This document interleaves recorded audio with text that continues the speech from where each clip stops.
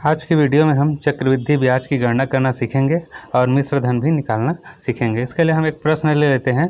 प्रश्न है 1500 रुपये पर 2 वर्ष के लिए 6% वार्षिक ब्याज की दर से चक्रवृद्धि ब्याज ज्ञात कीजिए, मिश्र धन भी ज्ञात कीजिए। एक प्रश्न है।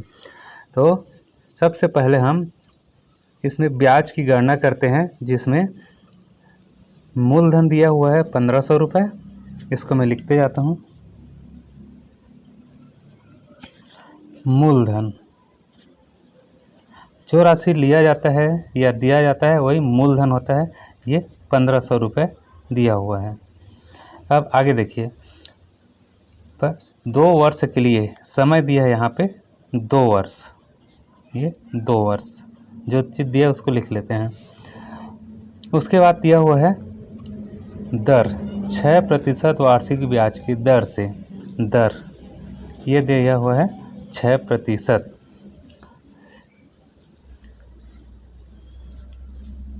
तो हमें इसका चक्रवृद्धि ब्याज की गणना करना है और मिश्र धन भी ज्ञात करना है। तो देखिए, हम सबसे पहले एक एक साल करके हम इसको निकालते जाते हैं। सूत्र विधि से भी निकाल सकते हैं। तो हम सबसे पहले साधारण ब्याज की गणना करके हम इसमें ब्याज निकालते हैं। देखिए, समय यहाँ चूँकि 2 वर्ष दिया था, हम एक एक साल करके निकालेंगे। तो पहले वर्ष के लिए ब्याज निकालते हैं। पहले वर्ष के लिए ब्याज, पहले वर्ष के लिए ब्याज की हम गणना करते हैं। इसके लिए हम साधारण ब्याज के कैलकुलेशन करते हैं। इसमें देखिए, मूलधन गुणा करेंगे दर गुणा समय, भाग कर देंगे 100 से।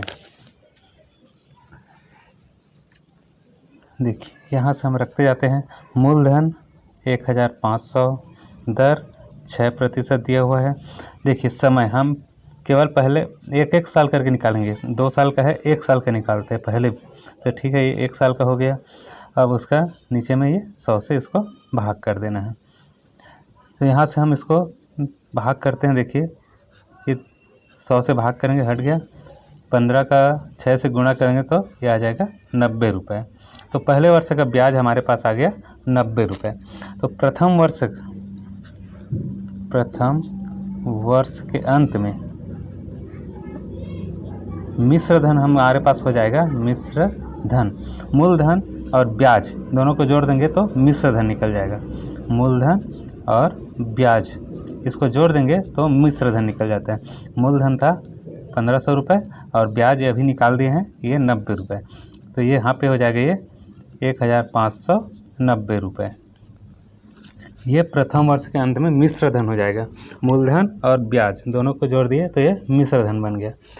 अब इसी में प्रथम वर्ष का जो मिश्र धन है, अगले दूसरे वर्ष के लिए यही मूलधन बन जाएगा। ये दूसरे वर्ष के लिए मूलधन, दूसरे वर्ष के लिए। अब मूलधन दूसरे वर्ष की गणना करेंगे तो 1500 नहीं लेंगे, अब लेंगे हम 1590 रुपये हो जाएगा। दर वही रहेगा 6% और समय अब 1 वर्ष। पहले वर्ष का निकाले, अब ये दूसरे वर्ष है, दूसरे में 1 साल फिर करके निकालेंगे।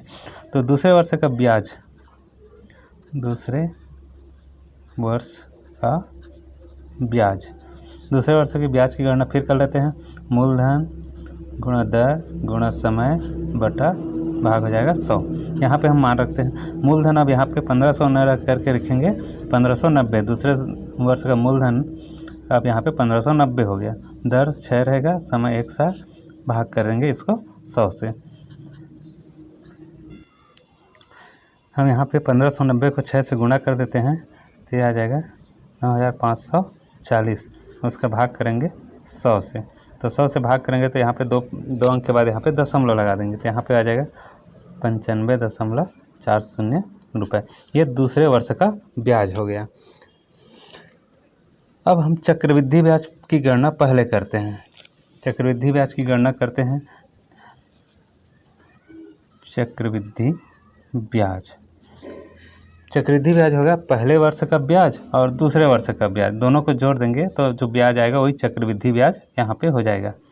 पहले वर्ष का ब्याज धन दूसरे वर्ष का ब्याज, दोनों ब्याज को जोड़ देते हैं। पहले साल में आया था 90 रुपये और दूसरे साल में ब्याज आया था 95 रुपया 40 पैसा, 95.40। तो दोनों को जोड़ देते हैं तो यहाँ पे ब्याज आ जाएगा 185। इसको जोड़ देंगे तो हो जाएगा 185 रुपये और 40 पैसा। इतना रुपये चक्रवृद्धि ब्याज आएगा। साधारण ब्याज निकालेंगे तो कम आएगा। ये चूँकि चक्रवृद्धि ब्याज है, चक्रवृद्धि ब्याज हमेशा साधारण ब्याज से थोड़ा प्लस में होगा, क्योंकि हम यहाँ पे पहले वर्ष का जो जो ब्याज आया है उसको मूलधन में जोड़े तो मिश्र धन बना। ये मिश्र धन होता है, अगले साल के लिए हम उसको मूलधन बना दें इसके लिए। अब हमको मिश्र धन भी निकालने के लिए यहाँ प्रश्न में दिया हुआ था, तो हम मिश्र धन निकाल लेते हैं। यहाँ पे मूलधन हो जाएगा धन चक्रवृद्धि ब्याज, यहाँ पे हम चक्रवृद्धि ब्याज को जोड़ देंगे तो मूलधन हो गया था 1500, चक्रवृद्धि ब्याज आ गया 185.40 रुपये। इन दोनों को जोड़ देंगे तो 1685.40 रुपये, ये चक्रवृद्धि मिश्र धन कहलाएगा। एक अन्य प्रश्न लेते हैं जिसमें हम इसका हल है वो सूत्र विधि से हल करेंगे चक्रवृद्धि ब्याज निकालने के लिए। प्रश्न है 800 रुपये का 10% वार्षिक ब्याज की दर से 2 वर्ष का चक्रवृद्धि ब्याज की गणना कीजिए, उसको हम ज्ञात करते हैं। तो देखिए इसके लिए हमारे पास जो दिया है उसको हम लिख लेते हैं। हमें जो जो चीज़ उपलब्ध है जानकारी उसको लिखते हैं। यहाँ पे हमको मूलधन हमें ज्ञात है, ये है 800 रुपये। दर यहाँ पे दिया हुआ है 10% वार्षिक, और समय दिया है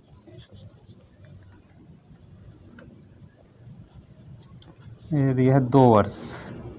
तो 2 वर्ष की चक्रवृद्धि ब्याज की हमको गणना करना है। तो चक्रवृद्धि ब्याज का सूत्र हम यहाँ पे लिख देते हैं। चक्रवृद्धि ब्याज जिसको कंपाउंड इंटरेस्ट बोलते हैं, CI, बराबर हो जाएगा P, प्रिंसिपल है मूलधन, ब्रैकेट छोटा ब्रैकेट में लिखेंगे R/100, और इसका घात है वो T रहेगा, या N भी लिख सकते हैं, और उसको 1 से घटा देंगे। ये चक्रवृद्धि ब्याज निकालने का सूत्र होता है। अब चलिए सूत्र में हम मान को रखते जाते हैं। मूलधन यहाँ पे 800 रुपये, ब्रैकेट बना लेते हैं।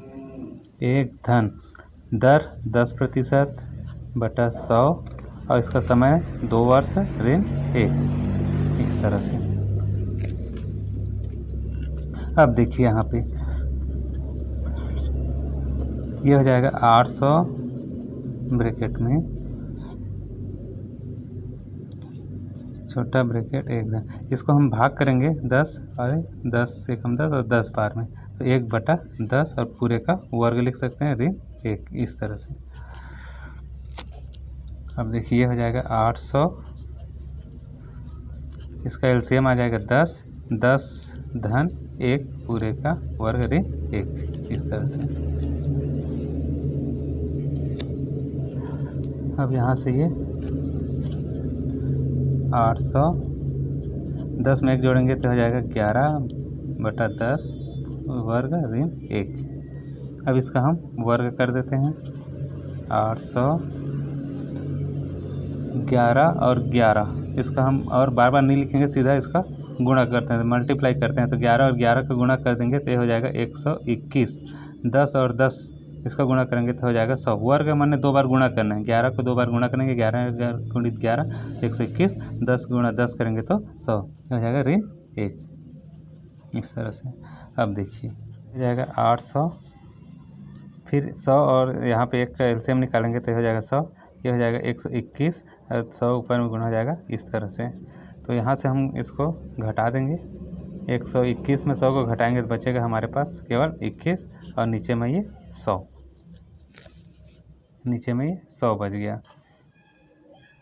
100 से इसको भाग करेंगे तो यहाँ पे बचेगा 8 और गुणा 21, तो इसको हम गुणा कर देते हैं तो 8 8 दूनी 16। तो यहाँ पे चक्रवृद्धि ब्याज आ जाएगा 168 रुपये। तो हम सूत्र विधि भी इस तरह से आसानी से निकाल सकते हैं, और जो साधारण ब्याज की गणना करके हम मूलधन और ब्याज को जोड़ते हैं उस विधि से भी हम चक्रवृद्धि ब्याज की गणना कर सकते हैं।